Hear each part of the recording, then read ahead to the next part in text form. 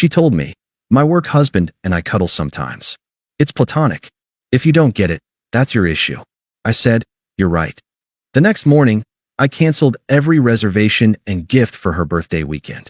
That night, she arrived with her friends and found out the table was canceled under reason no longer needed. She broke down crying in front of everyone.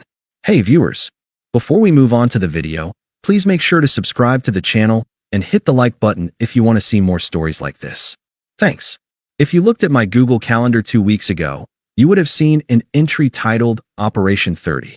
It was my girlfriend Maya's 30th birthday weekend, and I had spent 3 months curating it with the precision of a military strike. I'm a project manager by trade, and I treat my relationships with the same level of dedication I give my career. I don't do half measures. Maya had been hinting for months that she wanted a princess treatment birthday, something that would look good on Instagram and feel expensive in real life. I delivered. The itinerary was locked. Friday night at the Vein, the hardest reservation to get in the city. I had to call in a favor with a client just to get a table for 6. Saturday was a full-day spa package for her and her best friend, Sarah, followed by a surprise overnight stay at a boutique hotel downtown. Sunday was brunch. Total cost? Somewhere north of $4,000. I didn't care about the money. I loved her. I wanted her to feel valued. But while I was securing reservations, Maya was securing an emotional connection with Gavin. Gavin was the work husband. It started subtly, as these things always do. 6 months ago, he was just the new guy in marketing who doesn't know how to use Excel. Then he became Gavin who brings me coffee. Then, Gavin who really understands the pressure of this industry. I'm not a jealous man by nature. I have female friends. I understand workplace camaraderie. But the boundaries started eroding in ways that made the hair on the back of my neck stand up. Texts started coming in at 10:30 p.m. Work emergency? I'd ask, glancing at her phone lighting up the nightstand. No, she'd say, not looking up, her thumbs flying across the screen. Gavin's just sending me memes. He's going through a rough patch with his girlfriend. He needs support. And he needs that support from you? At midnight. She would sigh, that heavy, theatrical sigh she used whenever I questioned her. He's sensitive, Mark. He's not like you. He doesn't repress things. We have a connection. It's purely intellectual and emotional. Why do you always have to sexualize everything? That was her favorite defense, the therapy weaponization. Maya consumed hours of TikTok therapy content and learned just enough terminology to twist every situation into a failing on my part. If I asked for basic respect, I was controlling. If I expressed discomfort with another man taking her to lunch 3 times a week, I was insecure and projecting my toxic masculinity onto her safe space. I tried to be the bigger man. I told myself I was the one she came home to. I was the one paying the mortgage. I was the one planning Operation 30. Gavin was just a phase, a needy coworker she felt sorry for. I was wrong. He wasn't a phase. He was a replacement waiting in the wings. The dynamic shifted 3 days before her birthday. I had just picked up her gift, a vintage necklace she'd circled in a catalog 6 months ago, when I came home to find her on the balcony. She was on the phone. Her voice dropped to that hush-hush whisper people use when they're sharing secrets. When the sliding door clicked shut behind me, she jumped. She hung up immediately. Who was that? I asked, putting the gift bag in the closet. Just Gavin, she said. She looked flushed. He's having a crisis. He seems to have a crisis every time I'm not in the room, I said. My patience was fraying. You wouldn't understand, she snapped, walking past me to the kitchen. You're so emotionally rigid. Gavin feels things deeply. He just needs to know someone is in his corner. I let it go. I didn't want to ruin the birthday week with a fight. I told myself to just get through the weekend, give her the perfect experience, and maybe then, once she felt celebrated and loved, we could have a real conversation about boundaries. I was an idiot. It happened on a Tuesday. I was in the kitchen making risotto. Maya was sitting at the island, sipping a glass of wine I'd poured for her, staring at her phone with a soft, private smile that I hadn't seen directed at me in months. How was work? I asked, stirring the rice. Intense, she said, not looking up. Gavin had a panic attack in the break room around 2. Is he okay? I asked, trying to feign sympathy. He is now, she said. She finally put the phone down and looked at me, her expression challenging. like she was daring me to react. I stayed with him. We went into the quiet room in the back office. I turned the lights off, and we just laid on the couch and cuddled for like an hour until his breathing regulated. I stopped stirring. The wooden spoon hovered over the pan. The kitchen suddenly felt very quiet. "I'm sorry," I said, my voice steady, though my heart rate had just spiked through the roof. "Did you say you cuddled him? On a couch? In the dark?" She rolled her eyes, taking a sip of wine. "Oh my God, here we go?" "Yes, Mark. We cuddled. It's called co-regulation. It's a somatic technique to help lower someone's cortisol levels. It was completely platonic." I turned the burner off. I turned around to face her. "Maya, you are a 30-year-old woman in a committed relationship. You spent an hour lying in the dark in the arms of another man at your workplace. You don't see an issue with that." "No, I don't," she shot back, her voice rising.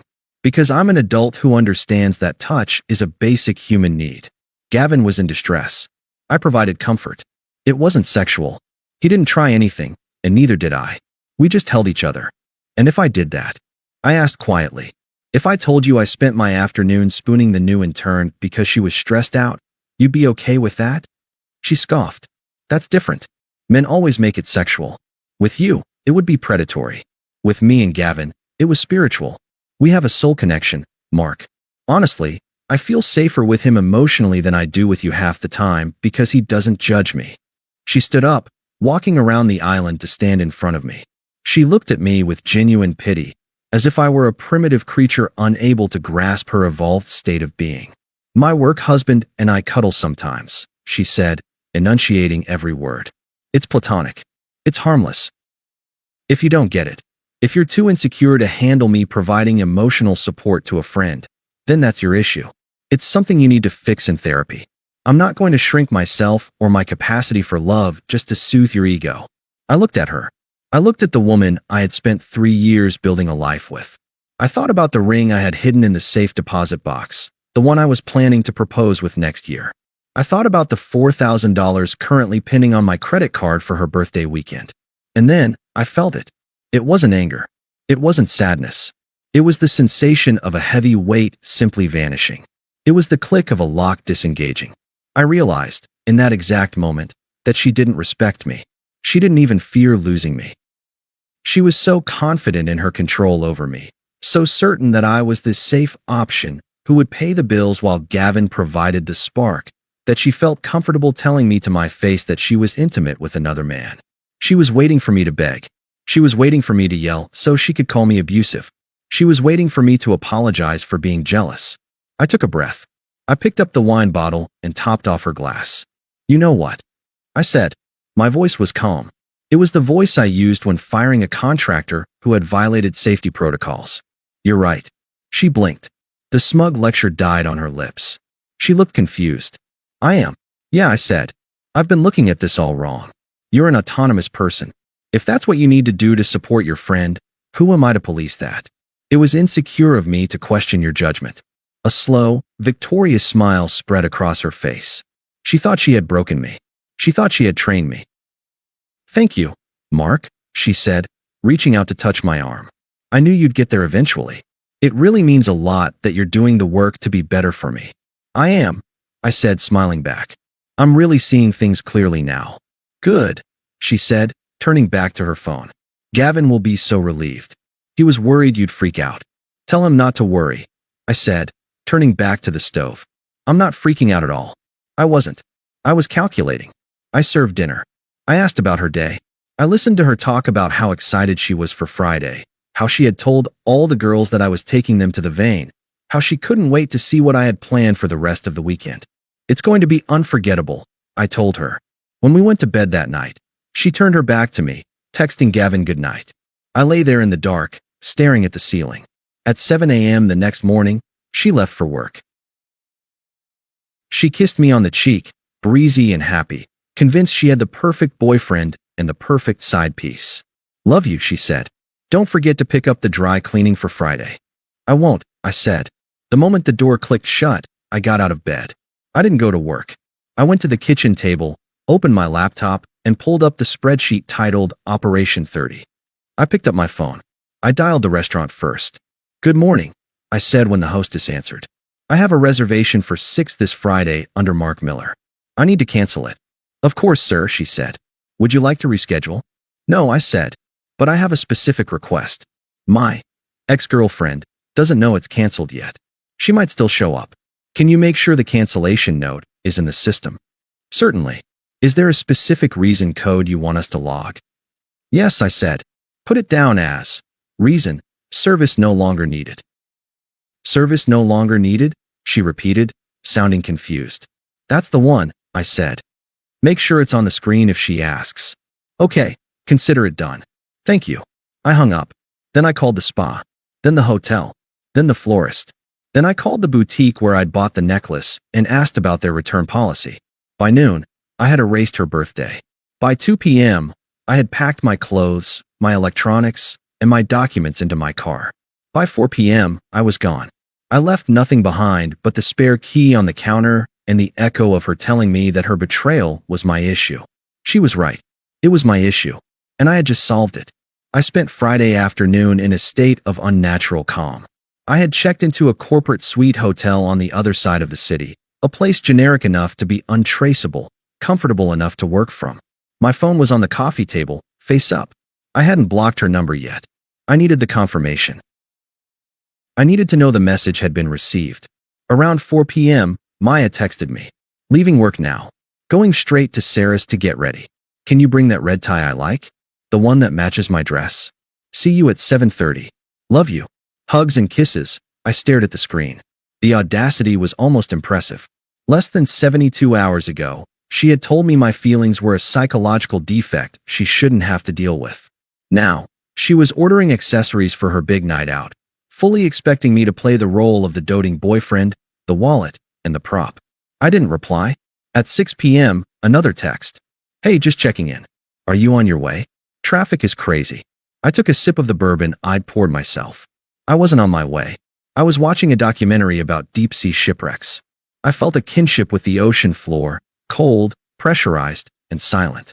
At 7:15 p.m., the group chat, which included Maya, Sarah, and 2 other friends, Jen and Qley, lit up. Sarah sent a photo, a selfie of the 4 of them in the Uber. Maya looked stunning in a black silk dress I had bought her for Christmas. She was beaming, holding a glass of champagne, looking like the queen of the world. Caption, birthday queen en route. At Mark, where are you? We're thirsty. I felt a phantom twinge of guilt, a muscle memory of my old self, the nice guy, Mark, who would have panicked at being late. But then I remembered Gavin. I remembered the cuddle. I remembered reason, no longer needed. The guilt evaporated. At 7:28 p.m., my phone buzzed again. Maya, we're at the bar. The hostess says our table isn't ready yet. I thought you pulled strings with the manager. I leaned forward. The show was starting. I didn't answer. I didn't have to. The next 20 minutes played out through my notification screen like a slow-motion car crash. 7:35 p.m. Maya, Mark? Where are you? The hostess is acting really weird. She keeps checking the computer and looking at us. 7:38 p.m. Sarah, text, Mark, you need to get here. Maya is getting stressed. This isn't funny. 7:40 p.m. Missed call from Maya. 7:41 p.m. Missed call from Maya. 7:42 p.m. Missed call from Sarah. I could visualize the scene perfectly. The ambient noise of the vein, clinking silverware, low jazz, the murmur of the city's elite. Maya standing at the host's stand, her smile faltering, her friends shifting uncomfortably in their heels behind her. The hostess, a young woman probably terrified of ruining a birthday, but bound by the notes on her screen. Then came the text that told me the bomb had detonated. 7:45 p.m. Maya, what the fuck, Mark? 7:46 p.m. Maya, they said you canceled. They said you canceled everything. 7:47 p.m. Maya, service no longer needed? Are you insane? Everyone is staring at us. Pick up the phone right now. My phone began to vibrate continuously. It wasn't just a ring, it was a seizure. She was panic calling. I let it go to voicemail. I could see it. The host is finally turning the screen around or reading the note aloud because Maya refused to believe it. Reason, service no longer needed. The brutality of it was specific. It wasn't family emergency. It wasn't illness. It was a transactional dismissal. It reduced our 3-year relationship to a subscription I had decided to unsubscribe from. And the worst part for her? Her friends saw it. Sarah, Jen, Qley, the women she had undoubtedly bragged to about how well she had me trained, witnessed her being discarded like an expired coupon. 7:55 p.m. Voicemail from Maya, transcribed. Background noise is chaotic. Sounds of traffic. She's outside. Mark. Sobbing. Mark, pick up. I don't understand. We're outside. They wouldn't seat us. They said the card on file was removed. Sarah had to pay for the drinks at the bar, and it was like $80, and it was so embarrassing. Where are you? Are you at the apartment? I'm coming home. We need to talk about this. You can't just do this to me on my birthday. She still didn't get it. She thought this was a fight. She thought this was a tantrum she could manage.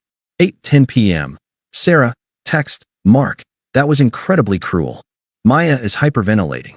Whatever is going on, you don't do this to someone publicly. Be a man and answer your phone. I finally typed a response. Not to Maya. To Sarah. Me. Ask her about Gavin. Ask her about the break room. Then tell me who isn't being a man. I put the phone back down. 8:30 p.m. Maya. I'm at the apartment. Mark, where's your stuff? The realization phase.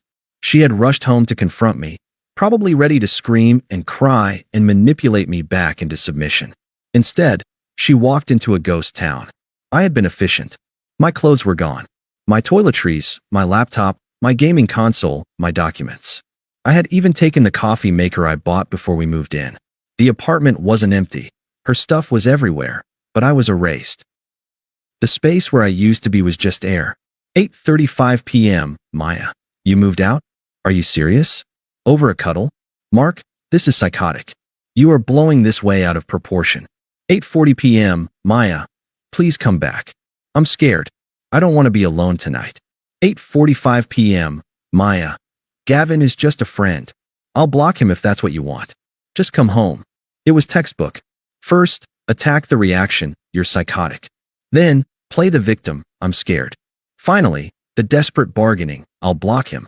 But she missed the point. I didn't care if she blocked Gavin. Gavin wasn't the problem. The problem was that she looked at me, saw my pain, and told me it was my defect. She had broken the fundamental contract of our relationship. I protect you. You respect me. I scrolled through the messages, feeling lighter. For months, I had walked on eggshells, trying to be the modern, evolved partner she wanted, suppressing my gut instincts to avoid being labeled toxic. Now, I was the villain in her story. And God, it felt good. 9 p.m. Maya, fine. Ignore me. But you owe me for the hotel and the spa. You promised me this weekend. 9:15 p.m. Me. I promised my girlfriend a birthday weekend. But she checked out on Tuesday to be single with her work husband. I just finalized the paperwork.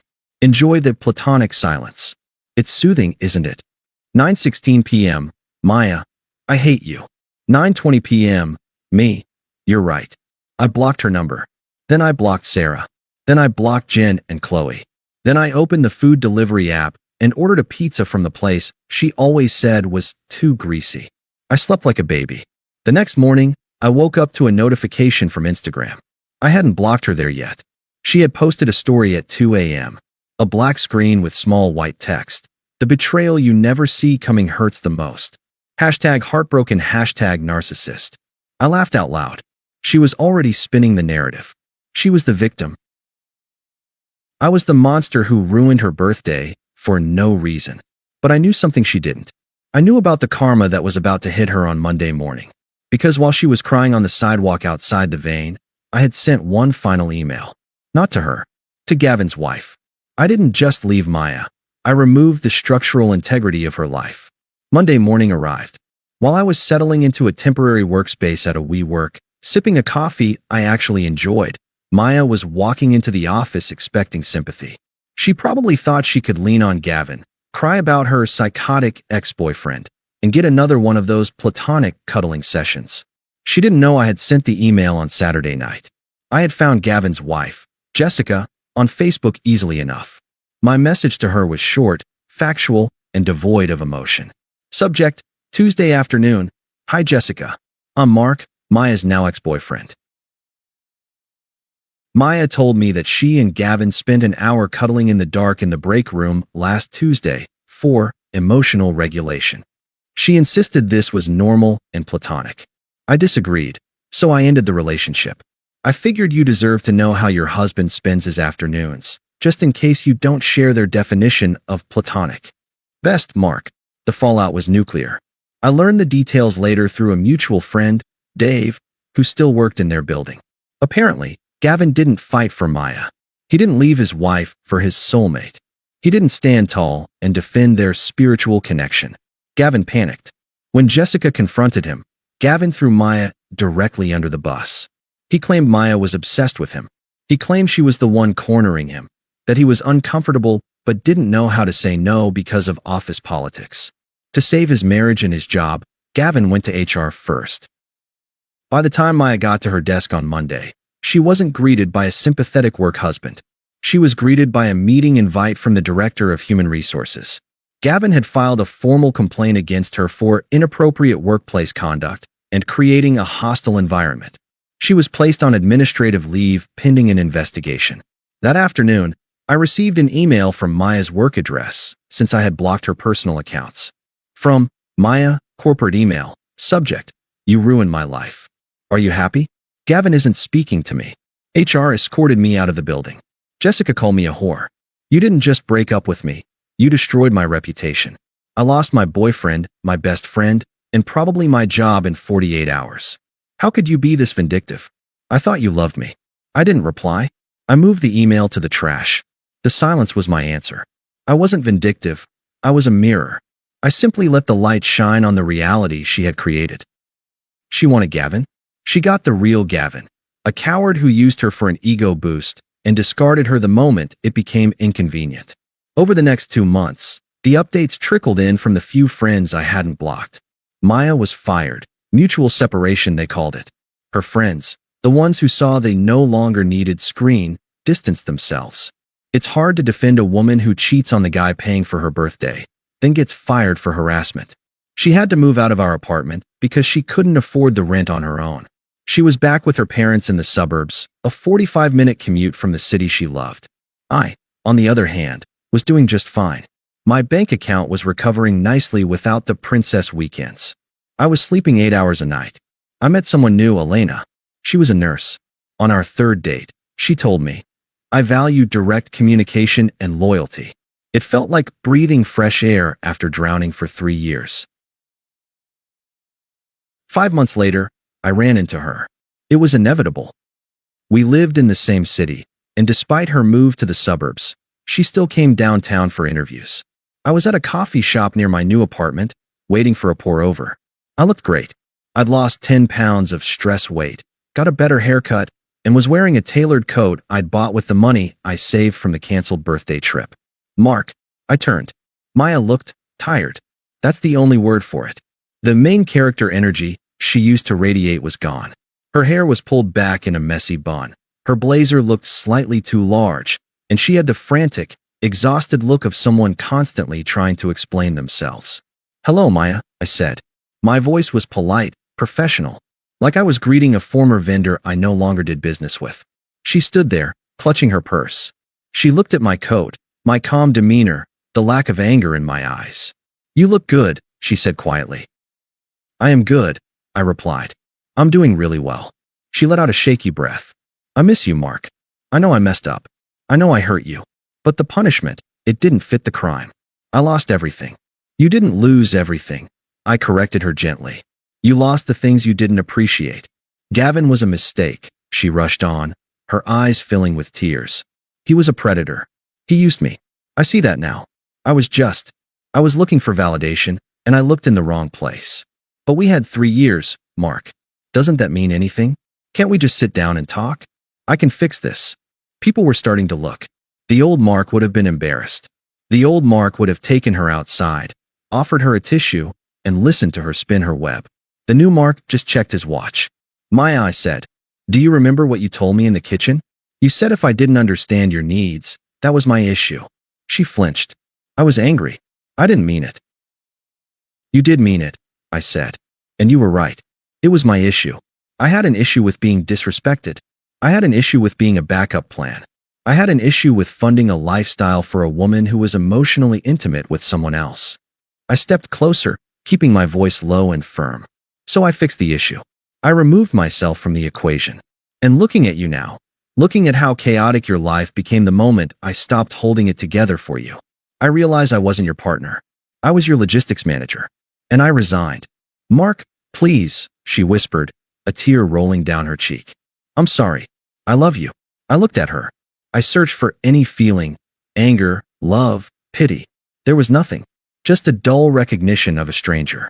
I don't think you know what that word means, I said. The barista called my name. Order for Mark.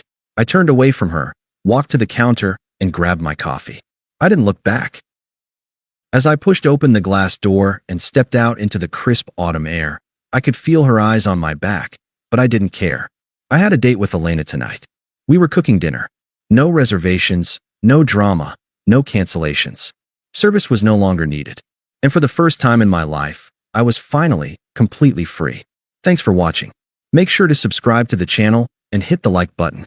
What do you think about this story? Share it in the comments.